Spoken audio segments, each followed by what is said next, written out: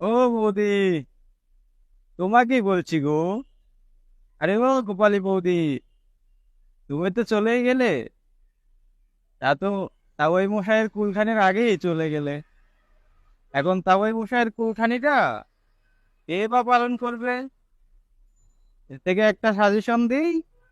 তুমি এবার দাদারে বলো যে এবার তোমার দেশেই এবার আমার বাবার কুলখানিটা পালন করি। দাদা তোমার কথা শুনবি নি, তোমার কথা ফেলবি না নে। তুমি দাদার রানী লাগো না। দেখো না রাজা মশাইরা রানীর কথা ফালান না, তোমার কথাও শুনবে নে।